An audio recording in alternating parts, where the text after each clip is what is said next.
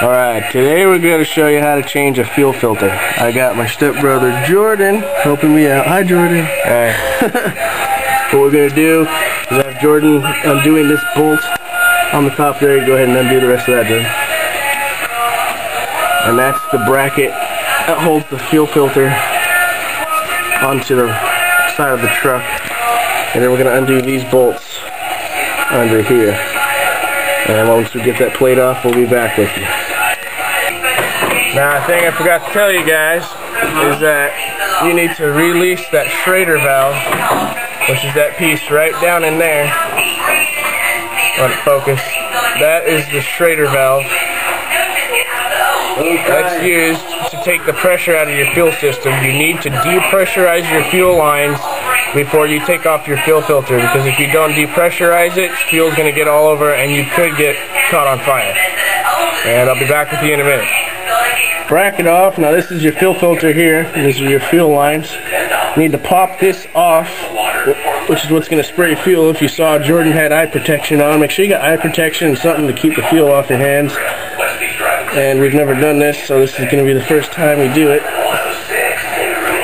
We'll try using a flathead screwdriver. Pry these off.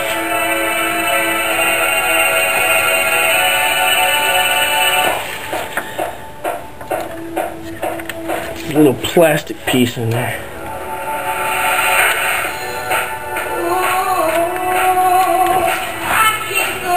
Can't seem to fucking get off. Oh, it pulls up, looks like it. But you take these plastic pieces off and then this pulls off, and I'll show you that. Alright, we've got this little plastic piece off. There's fuel coming out. We're going to pull it.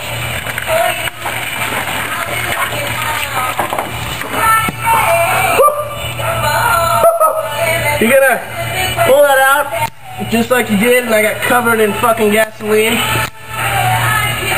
We should have gotten a drain pan, and I'll be back with you in a minute. Alright, now I got Jordan doing the other side. I just got covered in fuel, but as you saw, first-hand experience, that's what happens. If you didn't have your system depressurized, it would have been even worse than that. Jordan's taking off the other side of that fuel filter. That's just the other side of the line. Pops off. There you go. And there's your dirty filter. There's your two fuel lines right there. And here's your old filter. So we're going to put the new filter on. Pop that back on there. And for a Ford Ranger, 94 Ford Ranger, you put the flat end towards the engine. You got it? There you go. It pops on. And then make sure those plastic pieces connect. Let's see if you can get in there.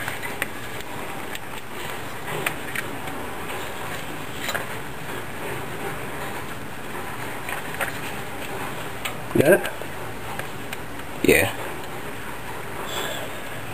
That pops on there like that. Yep. Alright. Alright, and then the other, then you plug in the other end.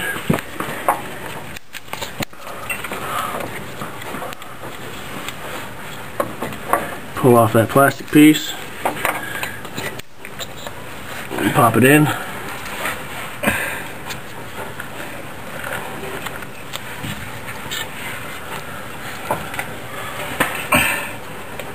Now it's a little dark, that light's not very bright. See if we can pull that light this much more.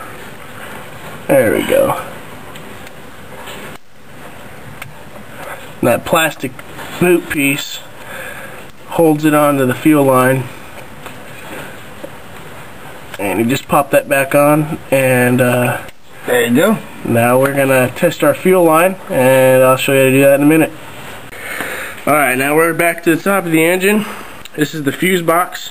I unplugged the fuel pump relay switch, which is the part that pumps your fuel to the engine. It's the middle piece. Just plug that back in right there. So that way when you start your truck, your fuel pump's going to work. Alright, now this is what they call the inertia switch, which is your fuel. It makes the engine run to the fuel. So the switch for it is underneath the dashboard right there. All you're going to do is take this and plug it in. Move that carpet out of the way. And you just take that right there and slide it up. That's all you're going to do. It goes in like that. And now you have electricity to your fuel pump and your fuel lines. That, as you can see, is underneath passenger side dashboard. And now we're going to turn the truck on and I'll show you how to check your fuel lines. Alright, now that you got the switches put back in and your relay fuse put back in, you got to put the cap to your Schrader valve back on. So that way your fuel doesn't leak out and you catch on fire and all that stuff. Screw that back on. Being gentle this time because I dropped it down in the engine just a minute ago. Oh, don't want to cross thread that.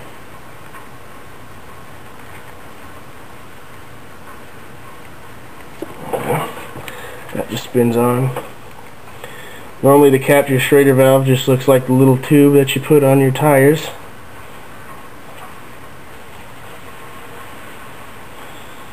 Alright, and then we are going to go and start the truck to make sure there's no fuel leaks. You head over to the passenger side door. The truck is brought down and everything. Alright, now that the truck is all set, you got all the fuses put back together, you got Schrader valve on, you're going to start it to make sure it works. Fires right up. Then you're going to go under the engine and make sure nothing's leaking.